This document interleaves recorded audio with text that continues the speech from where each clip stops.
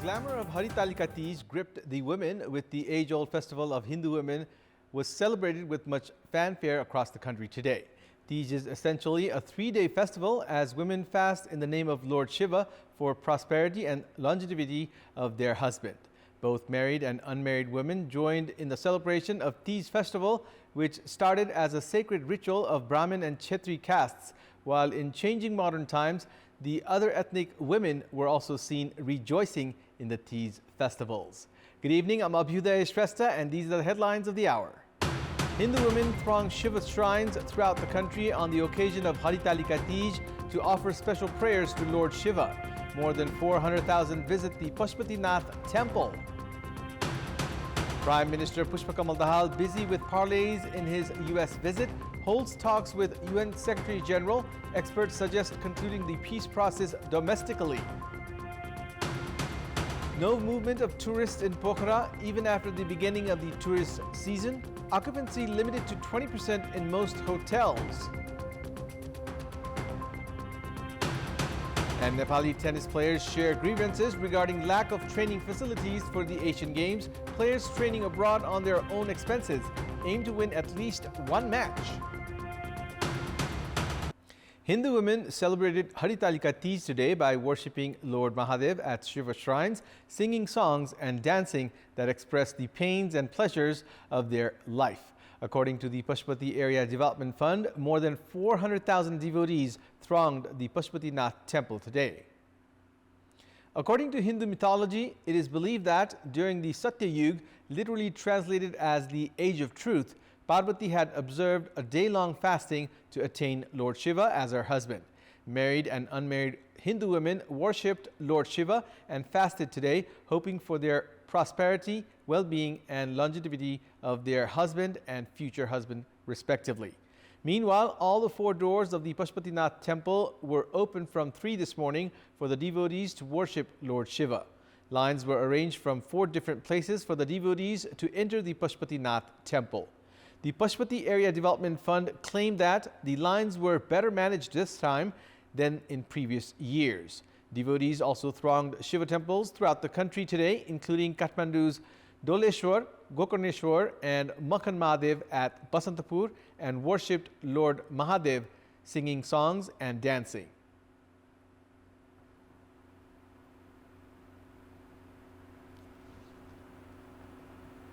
In our Public Voice segment today, we have asked people in several provinces what should be done to conserve the originality of the Teej festival. Let's take a look at what they had to say.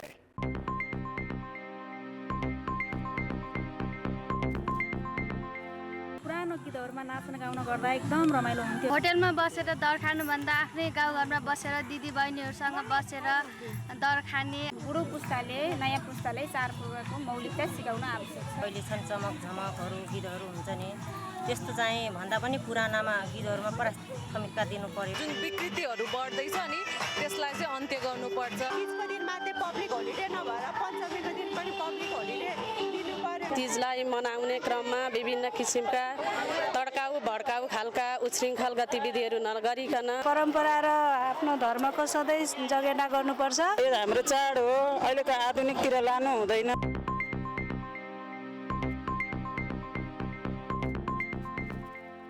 Prime Minister Pushpa Kamal Dahal is in the United States of America to attend the United Nations General Assembly and is to address the General Assembly on 21st of September, this Thursday. At the significant international platform, Premier Dahal has made preparations to raise the issue of Nepal's peace process. Briefing the House about the Nepal's topics to be raised at the United Nations and China visit, Prime Minister Pushpa Kamal Dahal had said that the peace process would be prioritized. He had informed that international collaboration would be sought in concluding the peace process.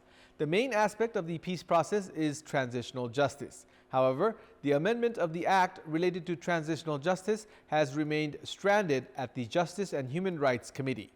Consensus has remained elusive among the political parties regarding the ways to address the cases of the insurgency period. In such a situation, the main opposition CPN-UML had said that taking the issue to such a major international forum was not appropriate. However, leaders of the ruling CPN Maoist Center have said that Prime Minister Dahal had to prioritize the issue. They have claimed that raising the issue at the international forum would benefit the peace process.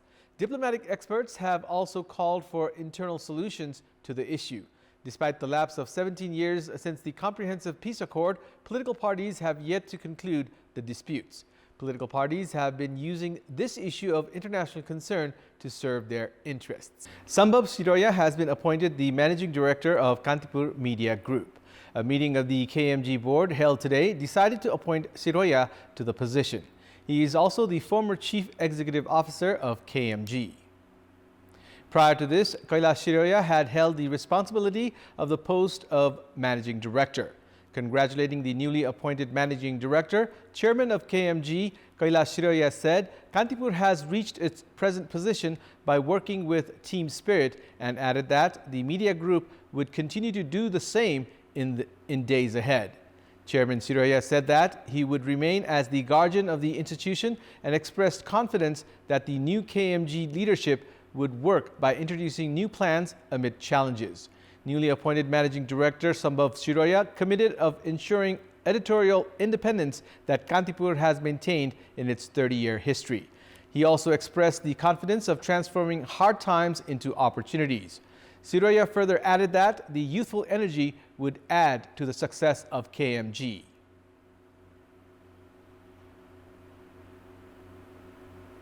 Crisis भनिरहेको छौँ आजको जुन problem छ त्यसलाई अपर्च्युनिटीमा convert गरेर जुन स्पिडमा कान्तिपुर आज यहाँसम्म आएको छ त्यो भन्दा पनि फास्टर स्पिडमा त्यो भन्दा पनि फर्दर न्यूअर हाइट्समा अचिभ गर्ने मेरो प्रमिस हो हजुरहरु टिम जुन आज यहाँ हामी लिडरशिप टिम छौँ हामी सबैजना एक भएर काम गर्नुपर्छ.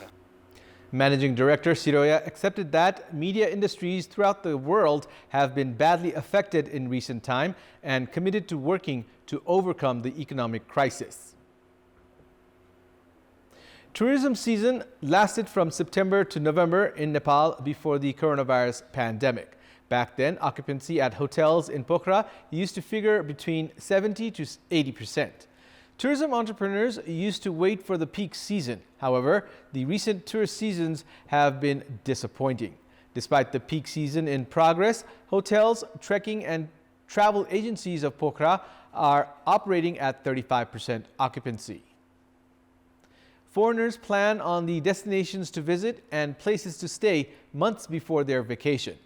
For peak seasons, such bookings are made months ahead. However, the bookings made by foreign tourists for this peak season have been disappointing. Tourism entrepreneurs have said that they have not received the expected bookings from foreign tourists. Pokhara, which has the capacity of hosting around 40,000 tourists on a single day, has only 20% occupancy at the moment. Pokhara, which should have been crowded during the tourist season and festivities, has not witnessed a notable presence of tourists this time. Delay in upgrading works of the Prithvi Highway, tax on airfare, and lack of promotional activities have been identified by the reasons for the lack of tourists by the hospitality entrepreneurs. According to the Nepal Tourism Board, a total of 601,360 tourists have entered Nepal by 6th of August by air. The government, which had a target of welcoming 1 million tourists this year, is aiming to invite 400,000 tourists in the next 3 months. However, the tourism entrepreneurs have said that such a number is inadequate. Most tourists visit Pokhara for trekking, mountaineering, visiting religious destinations, and witnessing natural beauty.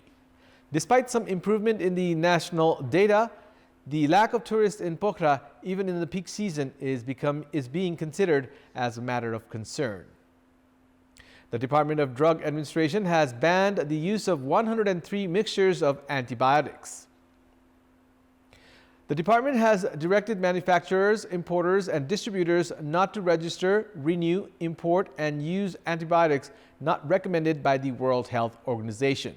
The department has said that the antibiotics prohibited by the WHO are being used in India, and the decision was taken to avoid their use in Nepal. It has further added that the decision was also taken with the objective of reducing the use of antibiotics that are consumed randomly in Nepal.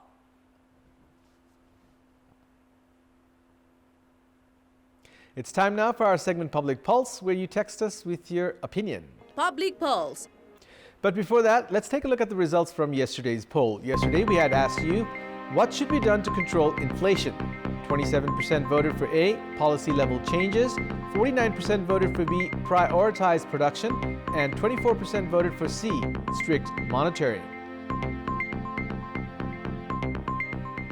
Here's today's question. What should be done to curb the random use of antibiotics?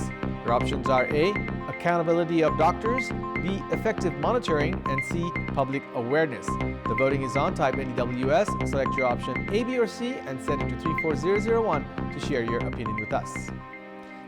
It's time now for the sports news. Sports news. Nepali tennis players are making their final preparations for the Asian Games. The government and several associations had sent their players to foreign nations for training. However, Nepali tennis players have trained abroad on their own expenses. Nepali tennis has not been able to achieve expected success at the Asian Games because of poor domestic structure. Even at the 19th Asian Games, Nepali tennis players aim to secure at least one win. A total of 6 Nepali tennis players, 3 men and women each, are to compete in 6 segments of the tennis tournament at the Asian Games. The players have been training for the Asian Games since 16th of June. Coach Surya Bhushan Bajracharya has been training the players on the technical, strategic, physical, and mental aspects of the game. However, it is not possible to prepare all players in a very short period of time. In addition to that, the players have been training abroad on their own expenses. They have had just 1 week of training with the coach. Parents and guardians of the tennis players have been motivating them during their training sessions. Tennis has been surviving in Nepal only because of the investment of some well-off families. However, results have yet to be obtained in the absence of well-managed academies and coaches.